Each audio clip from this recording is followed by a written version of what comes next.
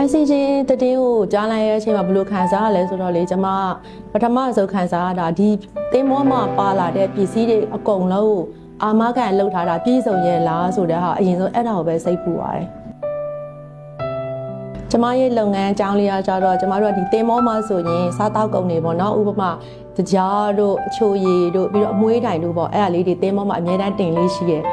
ငွေမောင်းနဲ့ပြောမယ်ဆိုတော့သိန်းရချီလောက်တော့ပါတာပေါ့လေ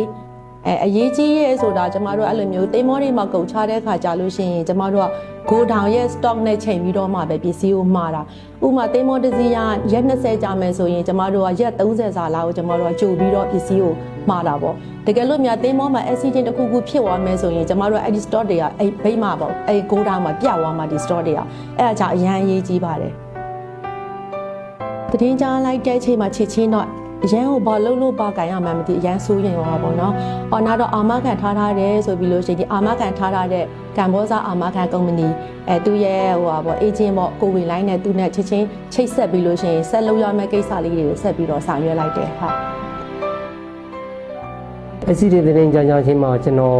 customer တွေကျွန်တော်ဖုန်းစစ်တာပေါ့နော်။အမတို့ရေချောင်းအာမခံထားတဲ့အတွက်ကြောင့်အမတို့စိတ်မပူနဲ့ပေါ့နော်။အမတို့ဆုံးမှုကို recover ပြန်ရအောင်ကျွန်တော်တို့အာမခံကူစလဲရောအာမခံကုမ္ပဏီရောသူကပူပေါင်းပြီးတော့ဆောင်ရွက်ပေးမယ်လို့ကျွန်တော်ပြောကြားထားပါတယ်ခင်ဗျာ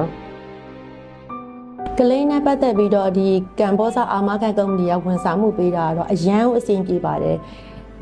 အချိန်တိုလေးအတွင်းမှာပေါ့နော်လောက်ရမယ့်လုပ်ငန်းစင်ကိုလည်းပြီးများအောင်ဆောင်ရွက်ပြီးလို့ရှိရင်ကလိန်ပေးတဲ့ဟာလေးကလည်းအရန်ကိုမြန်မြန်ဆန်ဆန်နဲ့စပြီးကလိန်ပေးနေပြီခုလေဟုတ်